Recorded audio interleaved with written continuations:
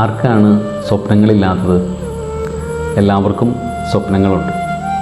ഒരുപക്ഷെ നമ്മെ മുൻപോട്ട് നയിക്കുന്നത് തന്നെ ഈ സ്വപ്നങ്ങളാണ്.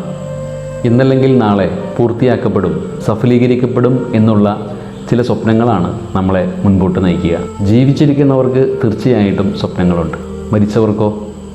അവർക്കും സ്വപ്നങ്ങളുണ്ടായിരുന്നു. അവരുടെ സ്വപ്നം പക്ഷേ നമ്മളെക്കുറിച്ചുള്ളതായിരുന്നു.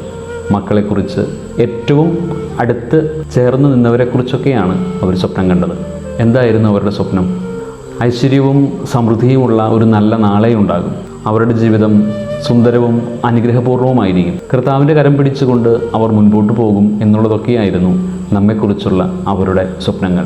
ആ സ്വപ്നങ്ങൾ നമുക്ക് സാധിച്ചു കൊടുക്കാനായിട്ട് സാധിക്കണം. നമ്മൾ അത് അനാഥമാക്കി വിടുകയാണെങ്കിൽ ആ സ്വപ്നങ്ങൾ വെറുതെയായി പോവുകയാണ്. എന്നാൽ അവരുടെ സ്വപ്നങ്ങൾക്ക് ജീവൻ കൊടുക്കാൻ നമുക്ക് സാധിച്ചാൽ, നമ്മുടെ ജീവിതത്തെ അല്പം കൂടിയൊക്കെ ഗൗരവമായിട്ട് കാണുകയും നല്ല ഒരു നാളെ നമുക്കുണ്ടെന്ന്, അല്പം കൂടി ദൈവത്തോട് ചേർന്ന് സഞ്ചരിക്കുമെന്നൊക്കെ നമ്മൾ തീരുമാനമെടുത്താൽ, നമ്മുടെ പ്രിയപ്പെട്ടവരുടെ സ്വപ്നങ്ങൾ നമ്മിലൂടെ പിന്നെയും ജീവിക്കുകയാണ്.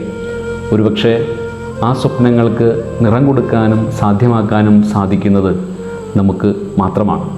ആത്മാർത്ഥമായിട്ട് നമ്മുടെ മാതാപിതാക്കളുടെ, നമ്മുടെ സ്നേഹിതരുടെ, നമ്മെ ഹൃദയത്തോട് ചേർത്ത് നിർത്തിയവരുടെ സ്വപ്നങ്ങൾക്ക് ജീവൻ കൊടുക്കാനായിട്ട് നമുക്ക് പരിശ്രമിക്കാം.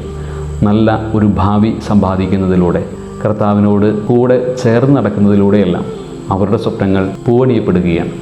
അങ്ങനെ അവരെ നമ്മൾ ബഹുമാനിക്കുകയാണ്. അവരുടെ സ്വപ്നങ്ങളൊന്നും വൃഥാവിലാകുന്നില്ല എന്ന് ഉറപ്പുവരുത്തുകയാണ്. മരിച്ച വിശ്വാസികളുടെ ആത്മാക്കൾ തമ്പുരാൻ്റെ മനോഗണത്താൽ മോക്ഷത്തിൽ ചേരുവാൻ ഇടയുണ്ടാകട്ടെ.